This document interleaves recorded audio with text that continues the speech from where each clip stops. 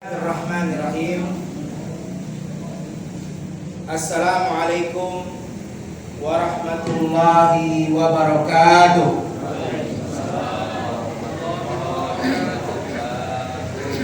Alhamdulillah. Alhamdulillahi rabbil alamin. Wa bihi nasta'inu ala umuri dunya waddin. Wassalatu wassalamu ala rasulina wa habibina Muhammad ibn Abdullah wa ala alihi wa ashabihi wa man wala, amma ba'd. Alhamdulillah, selalu kita memuja dan memuji Allah Subhanahu wa taala atas segala nikmat-nikmat dan karunia-karunia yang sangat banyak yang Allah telah berikan kepada kita. Salah satu daripada nikmat yang masih Allah berikan kepada kita sampai sekarang ini adalah nikmat keimanan, sehingga kita dapat melanjutkan peribadatan kita kepada Allah Subhanahu wa taala. Nikmat waktu luang, sehingga kita dapat berkumpul di dalam majelis ilmu ini untuk menuntut ilmu, untuk mendengarkan apa yang Allah firmankan dan apa yang disabdakan oleh Nabi Muhammad Sallallahu alaihi wasallam. Dan nikmat-nikmat yang masih banyak yang Allah berikan kepada kita, sadar atau tidak sadar. Sampai-sampai kata Allah, saking banyak yang telah Allah berikan berupa nikmat dan anugerah, Allah katakan di dalam Al-Quran, wa in ta'uddu ni'matallahi la tuhsuha. Kalau kita mencoba menghitung-hitung nikmat yang telah Allah berikan, gak bisa kalian hitung, kata Allah Subhanahu wa ta'ala, saking banyaknya. Oleh karena itu sudah menjadi kewajiban kita sebagai hamba Allah Subhanahu wa ta'ala untuk selalu bersyukur kepada Allah Subhanahu wa ta'ala. Agar apa? Agar Allah tambahkan lagi nikmat-nikmat yang lain. Karena Allah telah katakan, la in syakartum la azidannakum. Kalau kita syukur atas segala apa yang telah diberikan, Allah tambahkan lagi nikmat-nikmat yang lainnya. Maka selalulah bersyukur kepada Allah Subhanahu wa ta'ala, agar kita termasuk orang-orang yang menjadi hamba-hamba Allah yang bersyukur kepada Allah Subhanahu wa ta'ala. Begitu juga selalu selawat dan salam kita panjatkan, kita junjungkan kepada Nabi kita, Nabi besar, Nabi yang agung, Nabi Muhammad Sallallahu alaihi wasallam, dan kepada keluarga-keluarganya dan kepada para sahabat-sahabatnya, tidak terkecuali satupun dari mereka, karena semua telah Allah katakan radhiyallahu anhum wa radu an. Allah telah ridha kepada mereka semua dan mereka semua telah ridha kepada Allah Subhanahu wa ta'ala. Jamaah hadirin yang dirahmati Allah Subhanahu wa ta'ala, insyaallah di setiap Ahad pekan kedua dan setiap Ahad pekan keempat ba'dal maghrib, insyaallah ta'ala, sebagaimana yang telah diamanahkan kepada kita akan mengkaji dan membahas berupa hadis-hadis Rasulullah Sallallahu alaihi wasallam yang ditulis oleh Imam An-Nawawi rahimahullahu ta'ala di dalam kitab yang bernama Al-Arba'in An-Nawawiyah, yaitu 42 hadis pilihan yang ditulis oleh Imam An-Nawawi, semoga Allah Subhanahu wa ta'ala merahmatinya. Dan kitab Al-Arba'in An-Nawawiyah ini adalah kitab yang sangat terkenal, sangat masyhur di segala mancanegara, di seluruh dunia. Buku ini diterima dan dikaji dan dibahas dan dihafal oleh setiap kaum muslimin dari seluruh mancanegara. Saking masyhurnya ini buku, saking terkenalnya dan berkahnya ini kitab yang ditulis oleh Al-Imam An-Nawawi rahimahullahu ta'ala. Sampai-sampai para ulama pun mengatakan 42 hadis yang ada di dalam kitab Al-Arba'in ini yang ditulis oleh Imam Nawawi, semoga Allah merahmatinya, itu digelar atau dijuluki dengan alaihi madarul Islam. 42 hadis ini disebut dengan yang menopang Islam secara garis besar.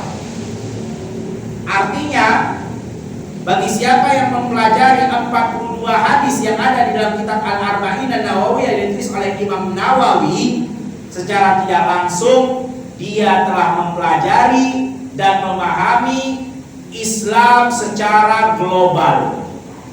Islam secara global, secara garis besar. Karena 42 hadis ini adalah hadis-hadis pilihan yang juga disebut dengan nama lainnya hadis-hadis Jawami'ul Kalim. Hadis-hadis yang lafaznya, kata-katanya itu pendek, gak panjang-panjang lafaznya, tapi makna yang terkandung di dalamnya sangatlah padat dan banyak sekali. Apabila ingin dikupas satu persatu, ingin dikaji satu persatu, maka kita akan mendapatkan faedah ilmu dari 42 hadis, walaupun lafaznya sangat singkat, pendek, gak panjang. Ini yang disebutkan oleh Nabi SAW, karena itu bagian daripada mukjizat yang Allah beri kepada Rasulullah. Apa kata Rasulullah? Utitu min jawami'il kalim. Aku diberikan oleh Allah, salah satu mukjizat adalah dengan jawami'ul kalim. Sedikit lafaznya tapi maknanya sangatlah banyak. Itu salah satu dari mukjizat yang Allah berikan kepada Rasulullah. Rasulullah itu ngomong gak banyak, ngomongnya sedikit aja, lafaznya sedikit, tapi kalau dikupas kandungannya sangatlah banyak sekali. Itulah arti Jawami'ul Kalim. Lafaznya pendek tapi maknanya sangatlah padat. Nah, itulah yang akan kita pelajari insyaallah taala tentang buku atau kitab Al-Arba'in An-Nawawiyah yang ditulis oleh Al-Imam An-Nawawi, semoga Allah merahmatinya. Kisahnya sebelum Imam Nawawi, ini sedikit kita mengkisahkan bagaimana kok bisa tiba-tiba terkumpul 42 hadis. Awal mulanya ulama yang mengumpulkan hadis-hadis pilihan, karena Jawami'ul Kalim itu adalah hadis-hadis pilihan yang bentuknya lafaznya itu singkat tapi maknanya padat. Karena ada hadis Nabi yang panjang, ada juga. Ya, jadi ini dipilih khusus yang singkat-singkat tapi punya makna yang padat, yang mana hampir secara global garis besar Islam bisa dipahami dengan hadis-hadis pilihan ini. Nah, yang pertama kali mengumpulkannya sebelum Imam An-Nawawi ada seorang ulama namanya Abu Amr Ibnu Shalah namanya. Cuman beliau mengumpulkan pada saat itu baru sampai 16 hadis, dipilih dan dipilih karena Gak sembarangan hadis yang akan ditulis. Memang hadis-hadis yang tadi kita bilang bentuknya singkat tapi maknanya padat, terutama menjelaskan tentang Islam. Nah, Abu Amr Ibnu Shalah mengumpulkan hadis-hadis itu dan mengimlakkannya kepada murid-muridnya di majelis beliau. Jadi bukan beliau yang tulis langsung, murid-muridnya secara imlak, secara dikte di majelisnya. Kemudian wafat Abu Amr Ibnu Shalah, terkumpullah 16 hadis pilihan. Kemudian dilanjutkan oleh Imam Nawawi rahimahullahu taala. Beliau tambahkan lagi ya sampai 42 hadis. Dari 16 hadis tadi ditambahkan lagi oleh Imam Nawawi sampai terkumpullah 42 hadis pilihan. Kemudian Imam An-Nawawi wafat dan datanglah setelahnya ulama yang bernama Ibnu Rajab Al-Hambali. Beliau menyempurnakan lagi, mengumpulkan lagi hadis-hadis pilihan sehingga terkumpullah 52, dari 42 menjadi 52 ditambah 8. Ibnu Rajab Al-Hambali rahimahullah taala, semoga Allah merahmatinya, dan buku itu diberi nama judul yang ditulis oleh Ibnu Rajab Al-Hambali dinamakan Jami'ul Ulum wal Hikam. Jami'ul Ulum wal Hikam itu nama buku karya tulis Al-Imam Ibnu Rajab Al-Hambali dalam mengumpulkan hadis-hadis pilihan Jawami'ul Kalim sehingga terkumpulkanlah 52 hadis. Nah, itu tentang silsilah pengumpulan hadis-hadis pilihan. Sebelum kita membaca hadis yang pertama di dalam kitab Al-Arba'in An-Nawawiyah ini yang ditulis oleh Imam An-Nawawi, maka kita ingin sedikit menyampaikan tentang at-tarjamah, tentang tarjamah biodata sang penulis, yaitu Imam An-Nawawi rahimahullah ta'ala, semoga Allah merahmatinya.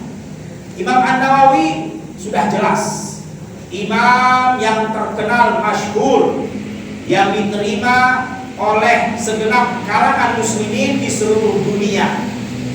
Tidak ada yang tidak mengenal Imam Nawawi, karena Allah berikan keberkahan pada beliau di umurnya dan di ilmunya dan di umurnya. Itulah tanda keberkahan yang Allah berikan kepada Imam An-Nawawi. Allah berikan berkah pada ilmu dan umurnya, sehingga semua kaum muslimin mengenal Imam An-Nawawi.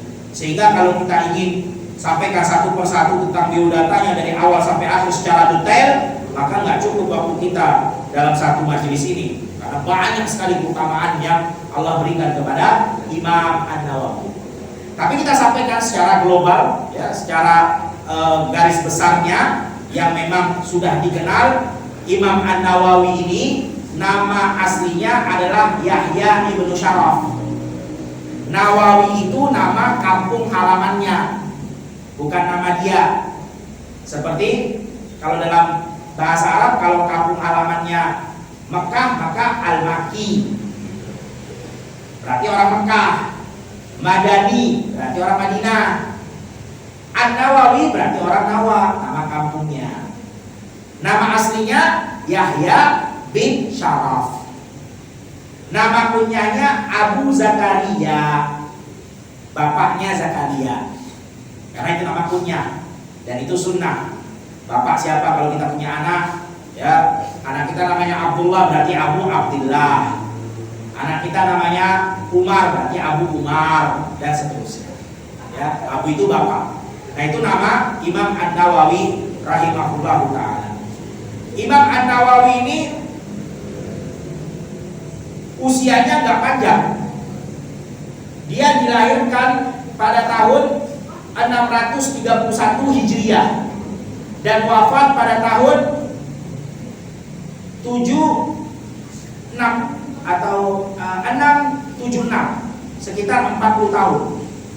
676 wafat Imam An-Nawawi. Kalau kita hitung 631 ke 676 berarti 40 tahun kan. Usianya Imam An-Nawawi 40 tahun kurang lebih. Gak panjang.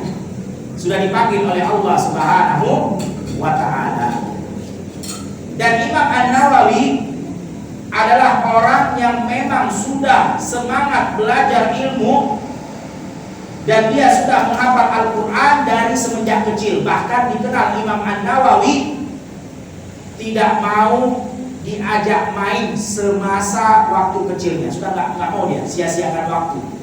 Ada temannya, masih kecilnya, anak kecil Imam Nawawi, ada temannya ajak main, yuk jalan-jalan, yuk lari-lari, yuk main-main. Nggak mau. Imam Nawawi lebih memilih untuk belajar. Itu sudah menjadi kebiasaan dari kecil, sudah seperti itu. Bahkan saking Imam An-Nawawi betul-betul tidak mau mensia-siakan waktunya, saking dia betul-betul jaga waktunya untuk yang bermanfaat, nggak mau dia lakukan untuk yang sia-sia, sampai-sampai dikatakan Imam An-Nawawi rahimahullahu ta'ala itu dalam sehari makan cuma sekali. Bukan karena nggak ada makanan, bukan. Dia merasa kalau makan 3 kali dalam sehari seperti kita sekarang di pagi, siang, malam, 3 kali sehari, itu udah sia-sia waktunya, banyak yang terbuang. Itu bagi Imam Nawawi.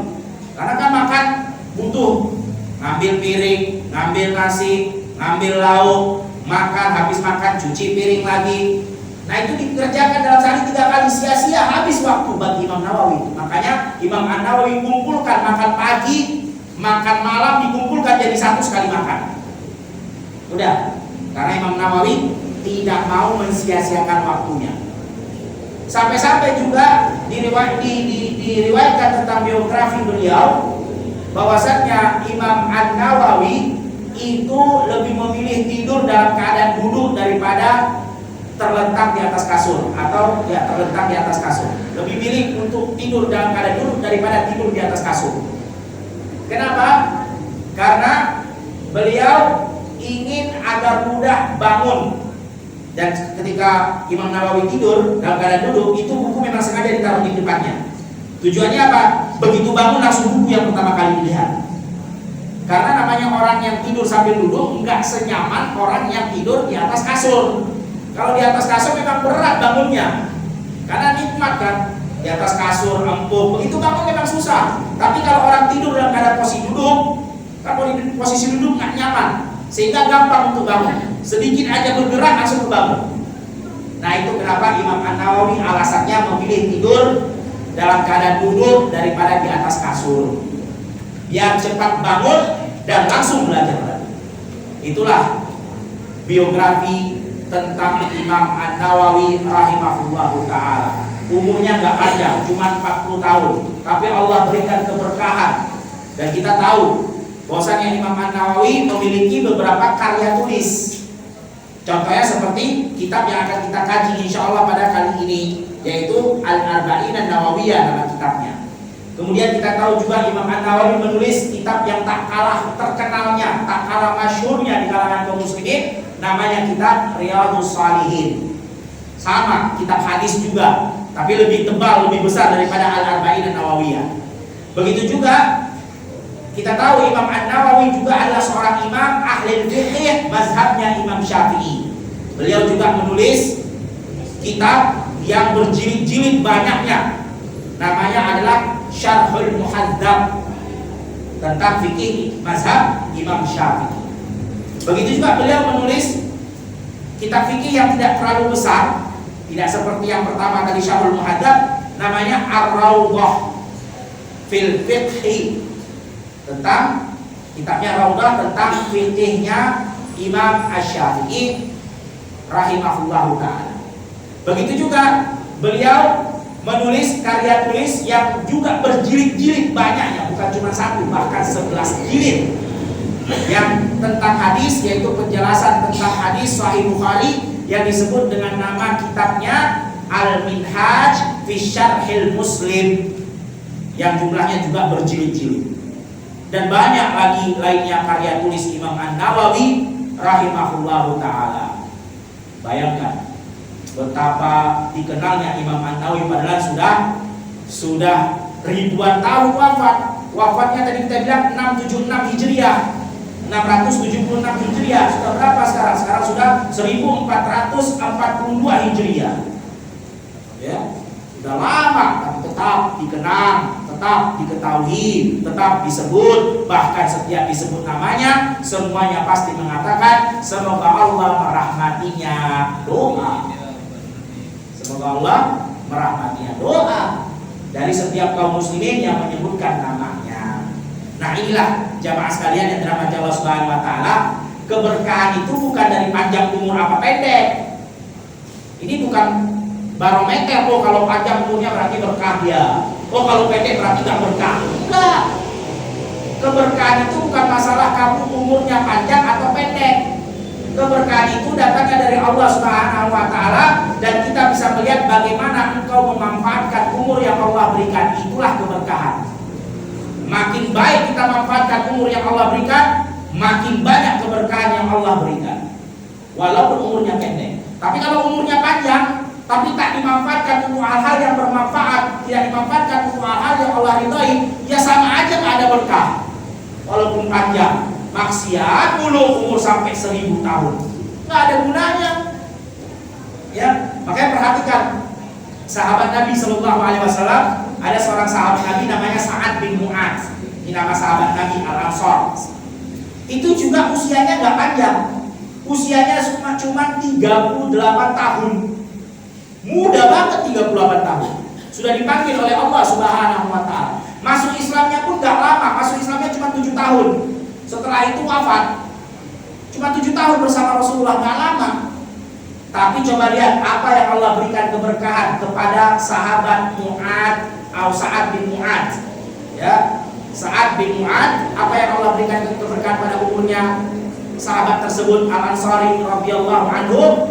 Ketika wafat, kata Rasulullah, ihtazza arsyur rahman, goncang itu arsy-Nya Allah menyambut kedatangannya Sa'ad bin Mu'adz. Karena wafatnya Sa'ad bin Mu'adz sampai goncang arsy-Nya Allah. Betapa agungnya, betapa besarnya keberkahan yang Allah berikan kepada sahabat Sa'ad bin Mu'adz Al-Ansari radhiyallahu anhu. Gak lama, 38 tahun lah umurnya. Bersama Rasulullah masuk Islam cuma 7 tahun. Sebentar 7 tahun itu. 38 tahun itu muda banget. Sudah wafat. Tapi Allah berikan keberkahan sampai-sampai goncang ini arsy Allah. Ini gak sembarang kalau sampai bisa menggoncangkannya arsy Allah, berarti betul-betul mulia ini. Bukan hamba Allah sembarangan ini. Betul-betul memang Allah muliakan, Allah berkahi umurnya Sa'ad bin Mu'adz radhiyallahu anhu. Dan hadis ini ya yang akan kita bahas tadi kita sudah sampaikan adalah hadis-hadis pilihan, sehingga para ulama semuanya ketika membahas hadis ini semuanya menganjurkan untuk kita sebisanya menghafalkan hadis-hadis yang ada dalam kitab Al-Arba'in An-Nawawiyah. Sebisanya. Kenapa? Karena bagi yang sudah memahami dan menghafal secara tidak langsung, secara global dia paham tentang hukum syariat Islam. Karena semua secara global tentang pemahaman Islam itu ada dalam hadis 42 yang akan kita bahas ini.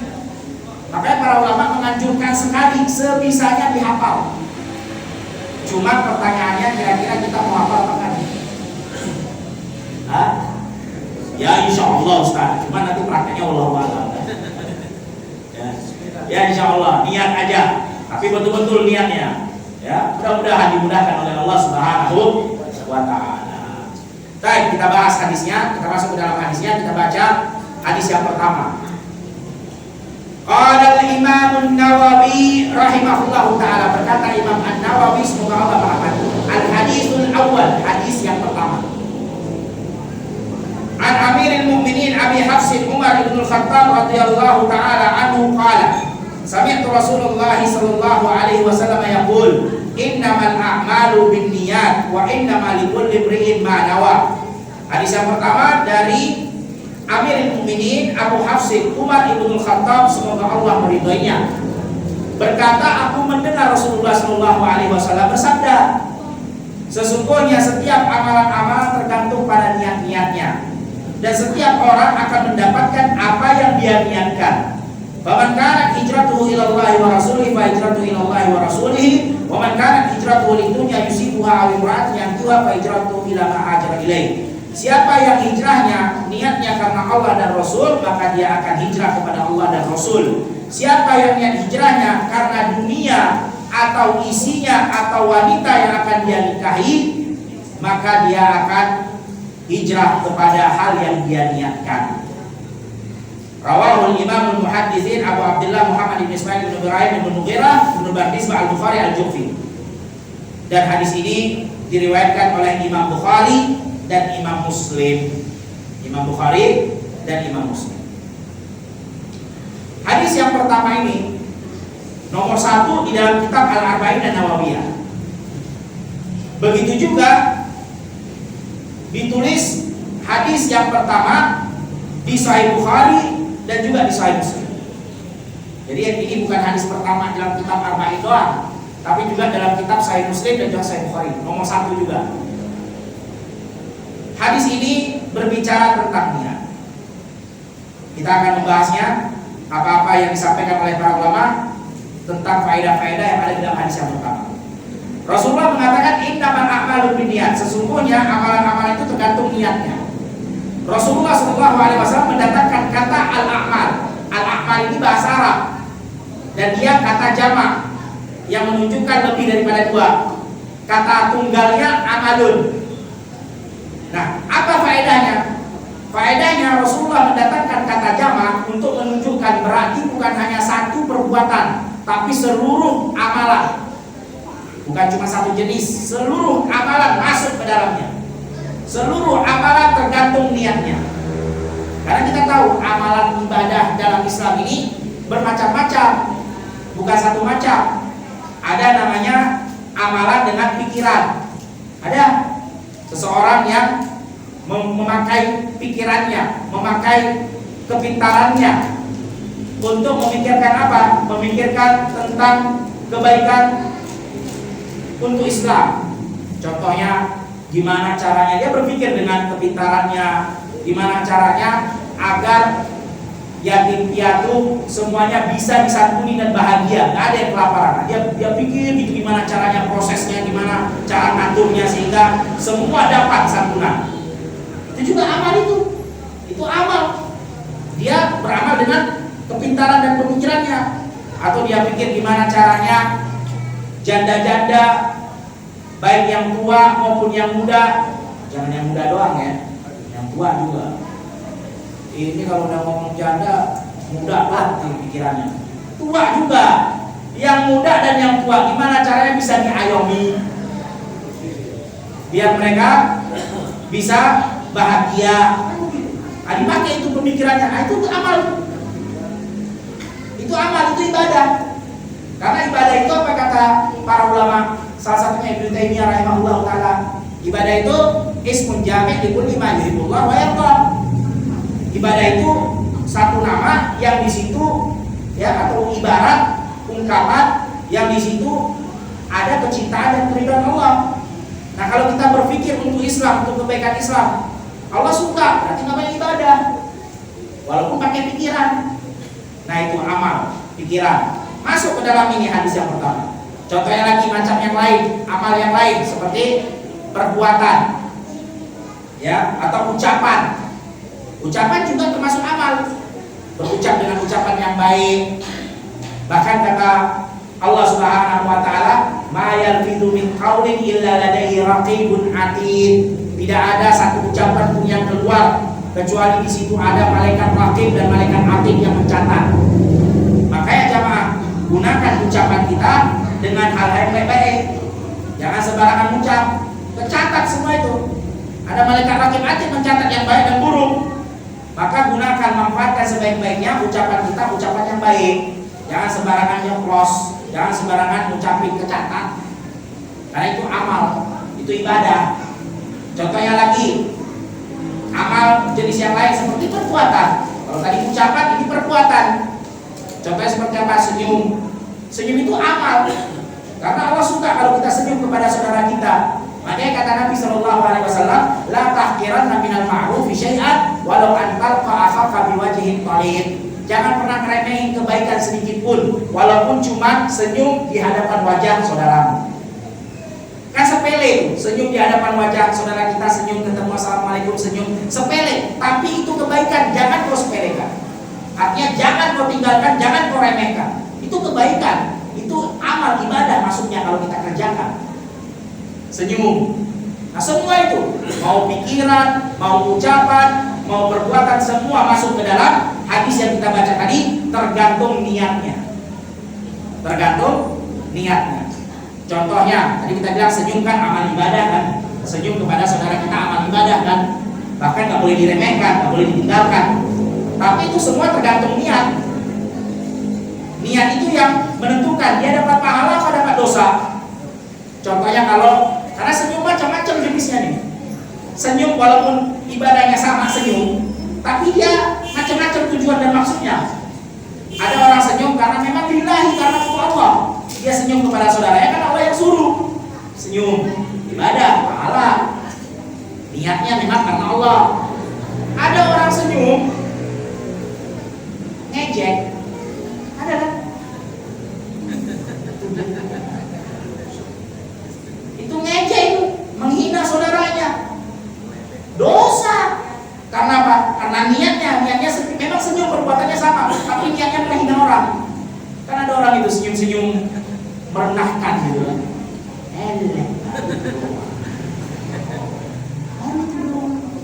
Senyum sih teman, udah nggak benar niatnya. Ada lagi orang senyum modal dusta sama cewek. Padahal pengen ini kan, pengen nanya gitu. Bukan mahramnya, pengen godain cuman dengan senyuman. Nah, senyumnya ini bukan pahala itu. Ada niat busuk kan, pengen godain. Nah, itu dosa. Apalagi senyuman marah. Ada juga orang marah senyum. diminta kan, Pak tolong dong. Udah sering dia minta. Karena nggak enak kan kalau marah, apa itu? Nggak enak kan, senyum. Tapi dalam hatinya dongkol. Ini orang kurang aja tiap hari minta. Bibirnya senyum, hatinya dongkol. Ini orang dari kemarin udah minta, sekarang minta lagi. Cuma dia sama juga nggak ada pahala, dosa juga. Karena senyumnya bukan senyum karena Allah, karena dia jengkel, karena dongkol, tapi dia nggak enak kalau nampakin kalau dia marah kan gitu. Nggak enak sama orang itu. Udah dia senyumnya, tapi dalam hatinya masya Allah, udah semua dikata-katain tuh orang.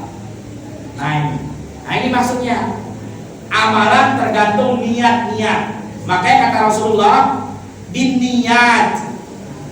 Kata niatnya itu pun bukan kata tunggal, tapi didatangkan kata jamak. Kenapa? Karena satu amal ibadah niatnya bisa macam-macam kan tadi. Makanya bin niat. Karena kalau kata tunggal niatun itu kata tunggal, tapi kalau udah niat jamak muannas salim, jamak menunjukkan lebih daripada dua. Jadi artinya begitu. Amalan-amalan itu banyak jenisnya dan satu amal itu bisa bermacam-macam niatnya. Contohnya seperti senyum tadi. Kan senyum kan perbuatannya satu. Tapi niat orang ada yang marah, ada yang menghina, ada yang memang karena Allah, ada yang modus pengen godain cewek. Tergantung niatnya, itu maksudnya. Ya, oleh karena itu jamaah sekalian yang dirahmati Allah Subhanahu wa taala, betul-betul kita manfaatkan amal ibadah kita sebaik-baiknya. Mau dengan pikiran, mau dengan lisan, mau dengan perbuatan. Manfaatkan sebaik-baiknya. Terkadang ada amalan kecil, sepele, senyum doang, tapi dibesarkan ganjaran oleh Allah karena niatnya. Amalannya sepele, cuma senyum, tapi pahalanya gede karena niatnya, karena untuk Allah. Dan ada lagi kata Ibnu Mubarak, rubba amalin kabirin tusabgiruhun niyah. Ada juga amalan gede banget, seperti contohnya mensedekahkan 1 M, 1 miliar. Ini mah bukan main-main, 1 miliar. Tapi nilainya rendah sekali di hadapan Allah. Karena apa? Karena niat. 1 M dia keluarkan sedekah untuk riya, dia disanjung orang, biar dilihat orang, biar dipuji orang. Ya nggak ada nilainya. Haba'an mansurah, habis 1 M itu nggak dianggap oleh Allah sama sekali. Habis. Karena niat kan. Maka hati-hati. Niat ini sangat penting. Makanya kita harus betul-betul perhatikan niat kita. Karena kalau niat kita betul-betul untuk Allah, walaupun belum sempat kita kerjakan, Allah akan berikan sesuai dengan niat yang kita niatkan. Makanya kata Rasulullah, coba perhatikan kata Rasulullah, man talaba syahada bisidqin. Siapa yang betul-betul mencari gelar syahid, jujur dari dalam hatinya, betul-betul dia cari, dia niatkan itu. Ballaghallahu lahu manazil syuhada wa in mata ala firashihi. Walaupun dia mati di atas kasur, Allah kasih gelar syahid untuk dia. Ini gelar syahid gak main-main ya, Pak. Ini tingkatan tinggi dalam Islam, syahid. Gak main-main syahid ini. Tanpa dihisab oleh Allah Subhanahu wa taala, masuk langsung dalam surga. Itulah hebatnya syahid. Kalau dia betul-betul pasang niat di dalam hatinya, kalau sampai ini tuh, Allah berikan itu gelar, walaupun mati di atas kasur, artinya bukan mati di medan perang. Tapi dia udah pasang niatnya, cuman dia cari-cari nggak ada medan perang, nggak ada jihad melawan kafir. Ya, ingat ya, jihad itu melawan orang-orang kafir, bukan melawan orang muslim. Muslim sama muslim, yang satu bilang la ilaha illallah, yang satu bilang la ilaha illallah, apa perang di situ? Nggak ada perang, hati-hati jemaah. Jihad itu melawan orang kafir yang jelas-jelas tidak mengucapkan la ilaha illallah. Kalau la ilaha illallah dia muslim, saudara, nggak ada perang sama saudara. Mana ada perang sama saudara? Perang sama musuh, bukan sama saudara. Ya. Kemudian jangan sampai salah paham juga. Mentang-mentang tadi udah dikatakan niat, wah saya udah pasang niat nih. Wah ya udah, saya pasang bom di badan saya pergi aja bom bunuh diri untuk orang kafir. Nah ini nggak salah. Karena jihad itu bukan bom bunuh diri. Jihad itu betul-betul melawan dengan ikhtiar, dengan usaha kita melawan. Lah ini pasang bom langsung ledakin di sana walaupun orang kafir. Gak ada jihad seperti itu, namanya bom bunuh diri, mati konyol, bukan syahid itu. Ya, mati konyol. Gak ada seperti itu jihad Rasulullah. Pasang bom lari ke sana mati, meledakin mati, syahid. Syahid dari mana? Ya, itu dapatnya bukan bidadari surga, bidadari neraka itu. Hati-hati, jangan sampai salah paham. Betul-betul dia mencari jihad yang syar'i, betul-betul dia cari, tapi nggak ketemu, tapi dia pasangnya gitu. Allah kasih gelar syahid. Nah, artinya niat jangan disepelekan. Pasang niat betul-betul hal yang baik. Kemudian Rasulullah SAW memberikan perumpamaan tentang amal ibadah yang tak kalah mulianya. Amal ibadah apa itu? Hijrah. Setelah menjelaskan tentang amal-amal itu banyak jenisnya, kemudian satu amal ibadah itu tergantung niat-niat, karena satu amal ibadah niatnya bisa macam-macam. Setelah itu Rasulullah datangkan perumpamaan satu amal ibadah yang tak kalah mulianya biar kita lebih paham lagi, yaitu amal ibadah hijrah. Hijrah ini amal ibadah yang tidak sembarangan ini jemaah. Hijrah ini sering disebut sama Allah dalam Al-Quran dan juga oleh Nabi SAW. Saking mulianya, sering disebut, saking keutamaannya besar. Salah satunya sebagaimana disebutkan dalam surah Al-Baqarah ayat 218. Apa kata Allah Subhanahu wa taala? Innal ladzina amanu wal ladzina hajaru wa jahadu fi sabilillah ulaika yarjuna rahmatallah. Itulah mereka orang-orang yang beriman dan kemudian mereka orang-orang yang hijrah dan berjihad di jalan Allah, itulah orang yang pantas mendapatkan rahmat Allah. Salah satunya jihad, salah satunya hijrah. Coba lihat, hijrah disebutkan dalam surat Al-Baqarah ayat 218. Begitu juga Nabi SAW pernah bersabda, apa kata Rasulullah? Al-ibadah fi waqtil haji kal hijrati ilayya. Beribadah di waktu betul-betul fitnah, betul-betul sulit, di mana-mana fitnah tersebar di mana-mana, tapi dia fokus beribadah pada saat itu pahalanya sama seperti hijrah kepadaku, kepada Rasulullah Sallallahu Alaihi Wasallam. Gak main-main hijrah bersama Rasulullah. Makanya kalau kita lagi melihat fitnah, udah jangan kesibukin dengan fitnah itu. Fitnah itu gak akan ada habisnya. Begitu fitnah menyebar, fokuslah kepada ibadah kepada Allah Subhanahu wa Ta'ala.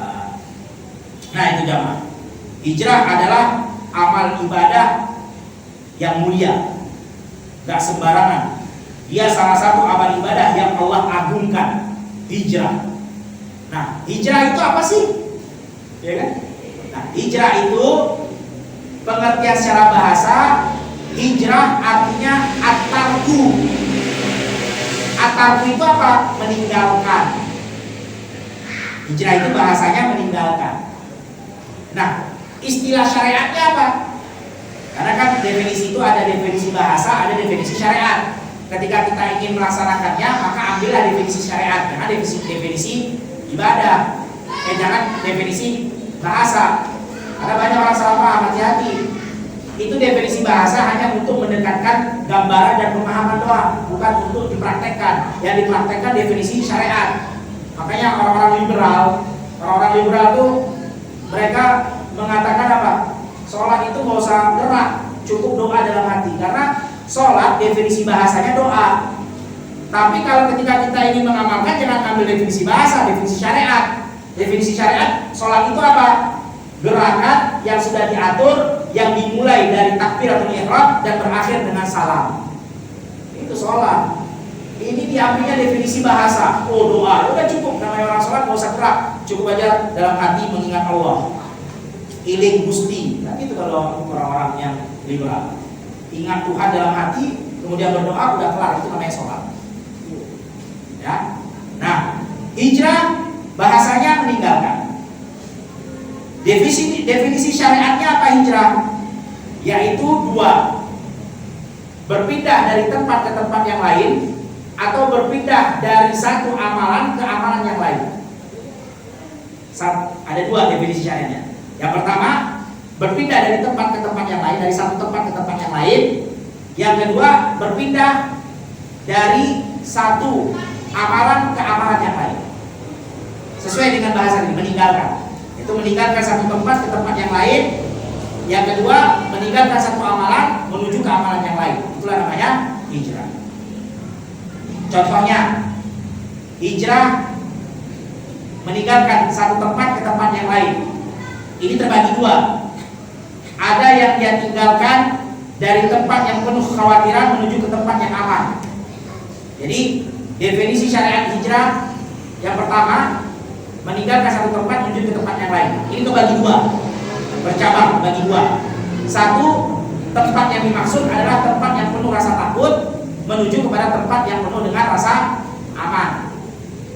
Yang kedua, cabang yang kedua, maksud tempat di sini adalah meninggalkan tempat yang penuh dengan kekufuran menuju kepada tempat yang penuh dengan keimanan.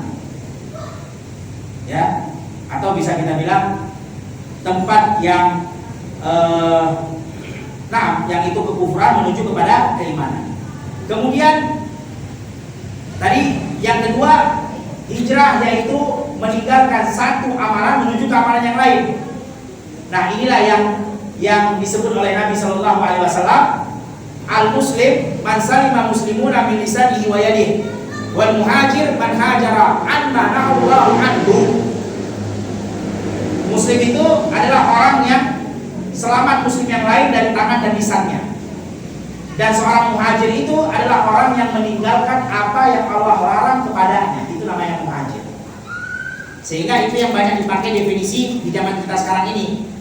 Ada orang yang tadinya jarang ke masjid, begitu udah ke masjid dibilang, "Pak, udah hijrah ya?" Ada yang tadinya nggak pakai jilbab, dibilang, "Wah, artis ini udah hijrah ya." Ada yang tadinya suka buat maksiat, habis itu dia berhenti stop, dia taat ke Allah Subhanahu Wa Taala, "Pak, udah stop ya, udah hijrah ya." Nah, jadi ada dua, ada dari tempat menuju ke tempat yang lain, makna hijrah secara syariat. Ada juga yang meninggalkan satu amal buruk menuju ke amal yang baik. Dan ini pernah dilakukan oleh Rasulullah, yang terutama meninggalkan satu tempat ke tempat yang lain. Seperti hijrahnya para sahabat dari Mekah menuju Hudaybiyah. Pada saat itu Mekah adalah negeri yang penuh dengan kekhawatiran, takut mereka karena disiksa oleh orang-orang musyrikin Quraisy. Akhirnya pergi ke Habasyah, hijrah ke Habasyah yang disebut Ethiopia sekarang nama negaranya. Dulu namanya Habasyah, tapi sekarang namanya Ethiopia. Pergi ke Habasyah karena di Habasyah rajanya di situ Najasyi adalah raja yang gak suka menzolimi orang yang datang ke negaranya. Siapapun orangnya datang ke negaranya pasti dilindungi, aman, dijamin. Ya. Dan hijrah dari negeri kekufuran menuju negeri keimanan juga pernah di zaman Rasulullah, dari Mekah menuju ke Madinah Al-Munawwarah. Yang tadinya Mekah adalah negeri kufur, awalnya Rasulullah hijrah ke negeri Madinah karena Madinah pada saat itu adalah negeri yang penuh dengan keimanan. Nah, kemudian Rasulullah Shallallahu Alaihi Wasallam mengatakan apa?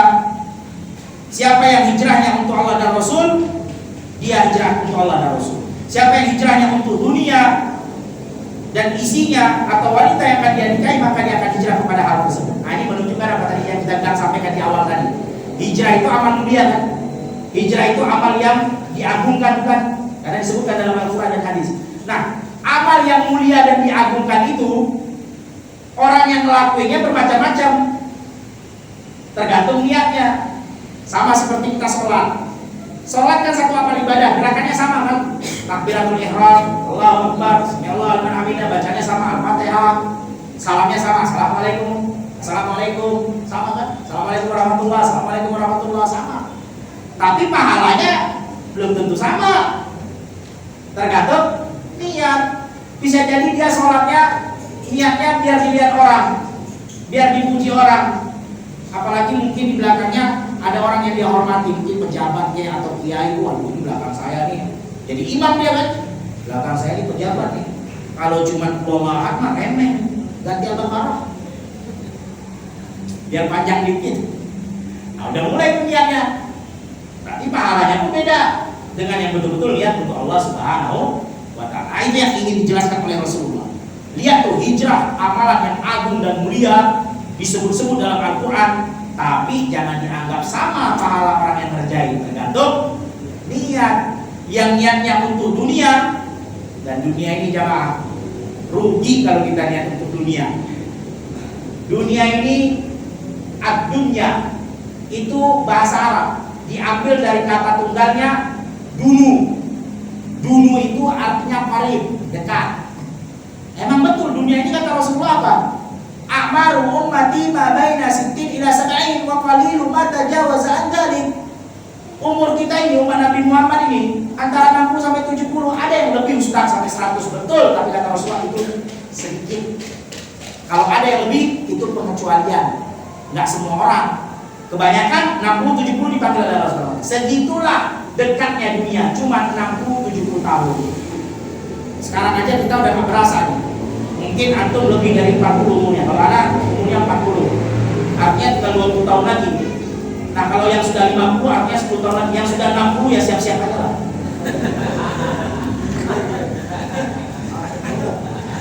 Begitu kata Rasulullah tadi, antara 60 sampai 70. Walaupun yang muda jangan kegirangan juga, karena nomor antrian belum tentu yang muda itu di belakang. Yang muda bisa jadi nomor 1 antriannya. Tapi 60-70 kebiasaan umat Nabi Muhammad dipanggil oleh Allah. Itu kebiasaannya.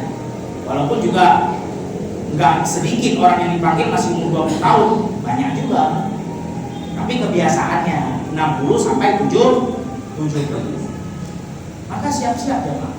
Oleh karena itu rugi kalau niat kita melakukan amal ibadah untuk dunia sebentar doang. Habis itu habis. Dan dunia ini sifatnya cuma 3 disebutkan oleh para ulama. Salah satunya adalah Ibnu Rajab Al-Hambali dalam kitabnya Jami'ul Ulum. Yang pertama, susah didapat. Bukan main kita kalau mau cari dunia, keras keringat, batin pulang, kuliah berapa tahun, ya kan?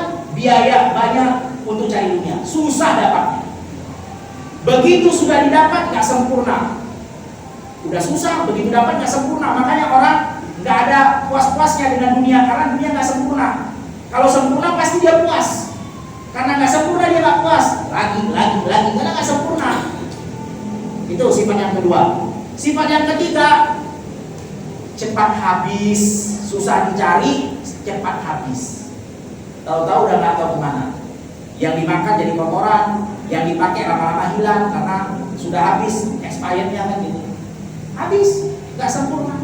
Nggak sama seperti yang Allah siapkan di surga.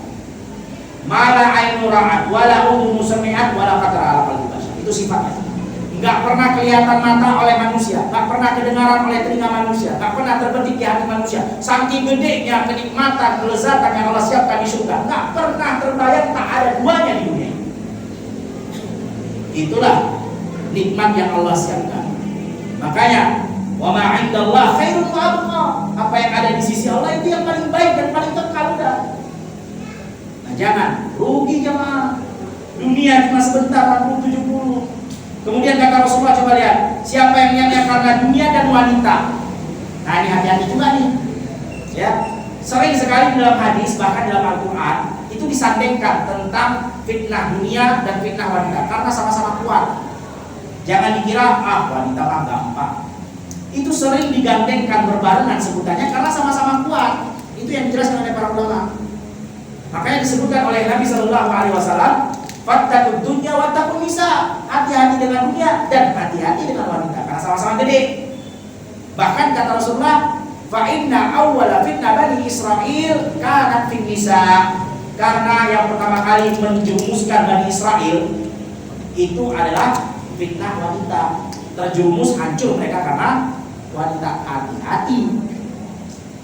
Makanya disebutkan juga oleh Rasulullah SAW, bahkan di umatnya ini, umat Nabi Muhammad ini, senjata syaitan yang paling ampuh ya wanita itu.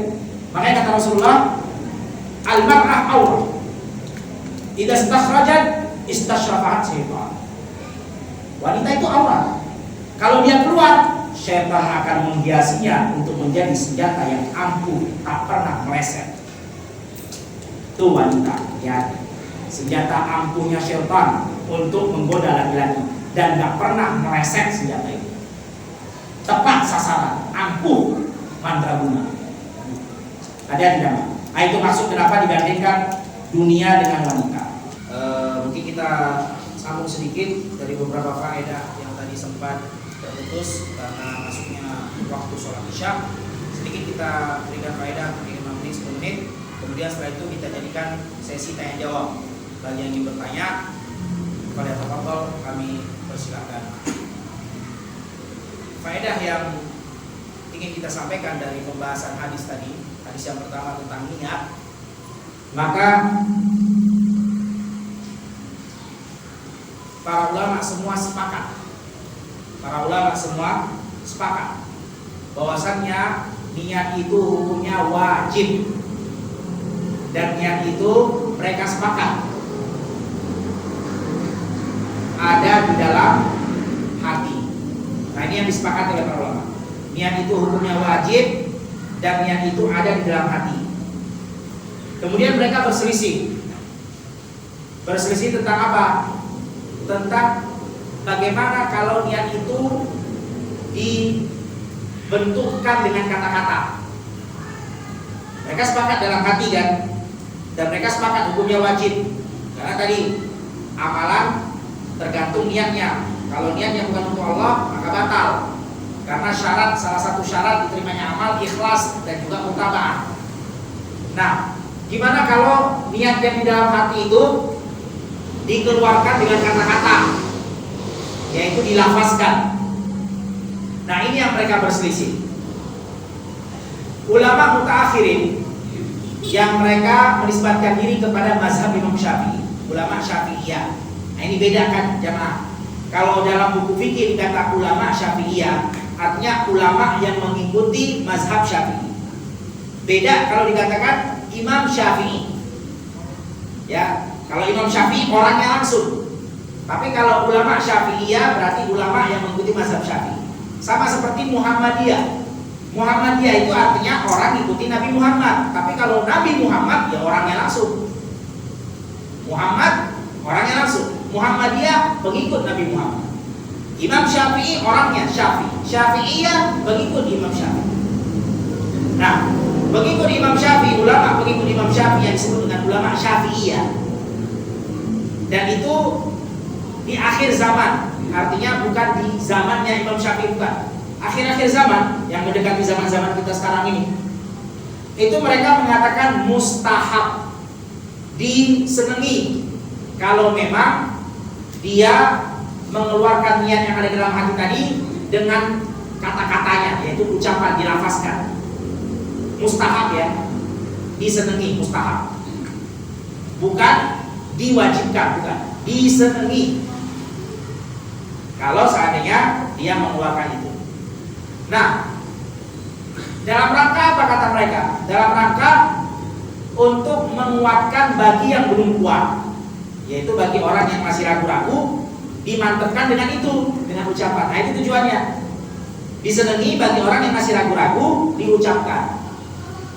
Berarti bagi orang yang tidak ragu, tidak usah diucapkan, tidak masalah. Karena itu khusus disenangi bagi yang masih ragu. Karena memang terkadang ada orang yang bawaannya hatinya itu was-was saja, karena mungkin jauh daripada ibadah, syaitan gampang dekat kepada dia. Karena was-was hati itu berasal dari syaitan. Kata Allah SWT dalam surah An-Nas, yuwaswisu fi sudurin nas minal jinnati wan nas. Jin yang kasih was-was ke dalam hati. Nah, itu. Kenapa bisa? Mungkin jarang atau kurang beribadah kepada Allah. Karena memang jin dia bisa dekat kepada orang yang tidak dekat kepada Allah. Ya. Nah, itu. Tapi jumhur ulama, ini yang kita sampaikan. Jumhur ulama itu mengatakan tidak perlu untuk dilafazkan. Tidak perlu, jumhur, mayoritas ulama. Karena di mazhab Syafi'i pun ulama ini dan ulama ini saling beda pendapat juga di dalam mazhab Syafi'i sendiri. Nah, jumhur ulama mazhab yang lain mengatakan tidak diperlukan untuk mengeluarkan lafaz niat. Kenapa?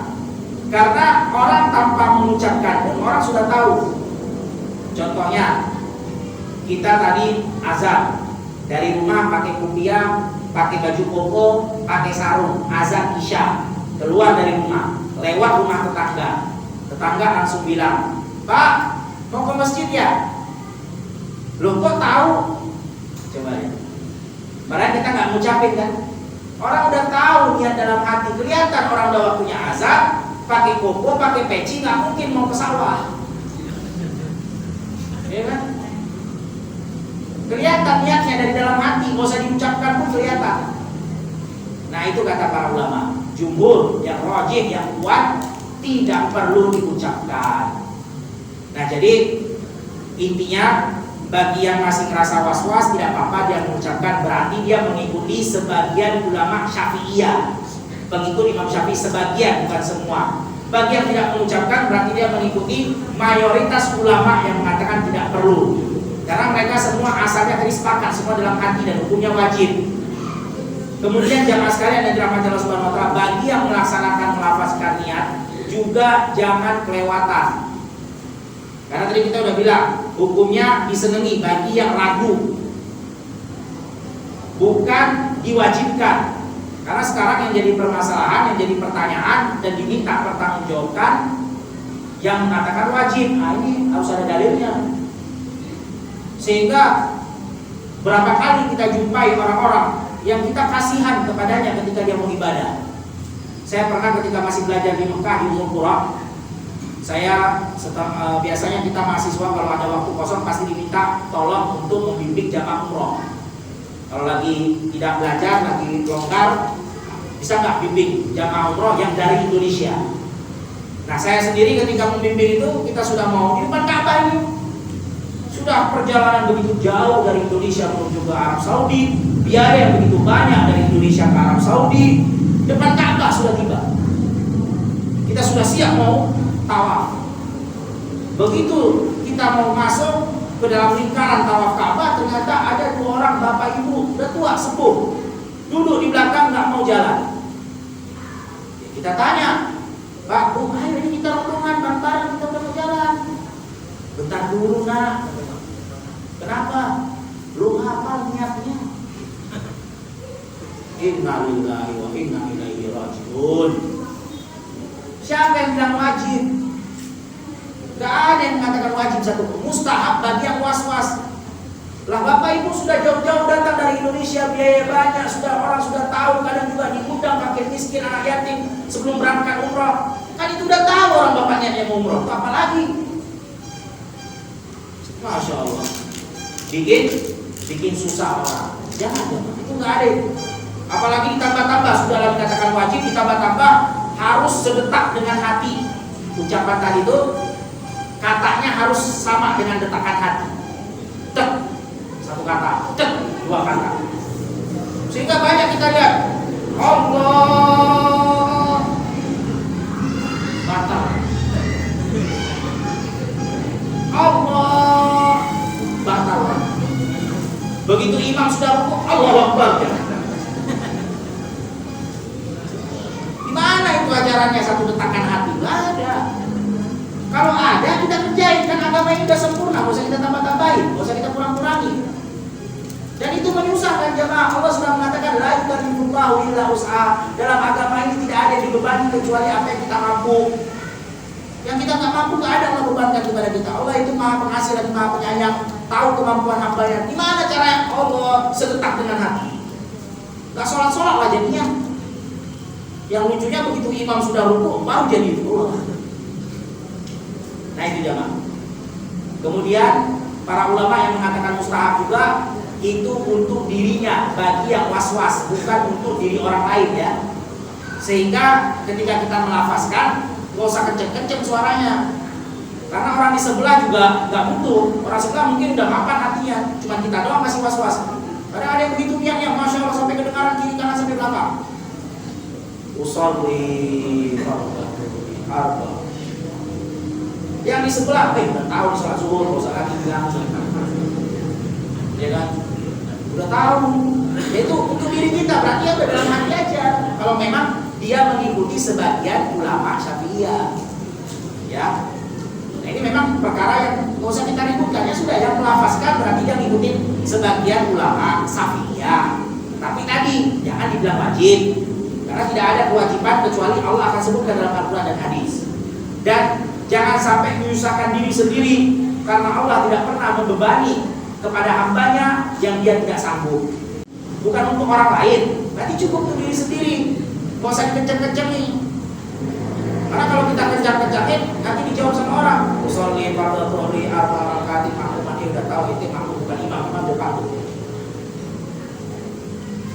Kalau memang mau diucapin semuanya, ya lengkaplah dengan waktunya juga. Jam 12 pas tepat waktu.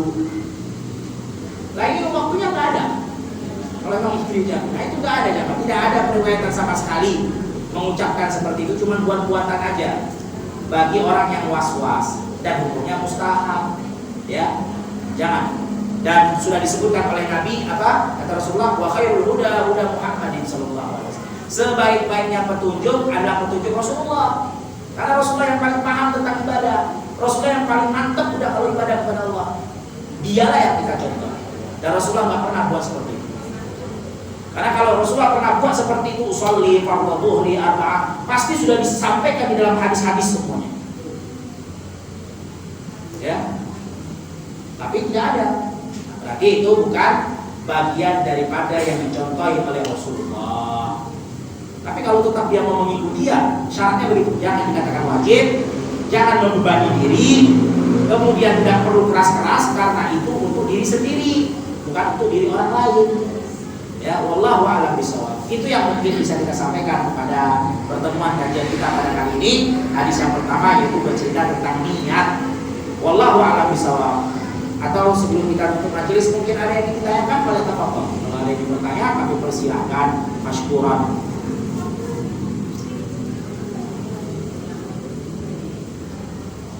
Tidak ada? Kalau tidak ada yang bertanya, ada yang bertanya. Kalau ada yang bertanya, insya Allah di pekan keempat kita lagi kajian. Karena pekan keempat ada bawa hadiah. Nah, dicatat namanya. Ada yang bertanya? Yang bertanya dapat hadiah, yang ditanya itu dapat hadiah insya Allah. Tanya, Ustaz.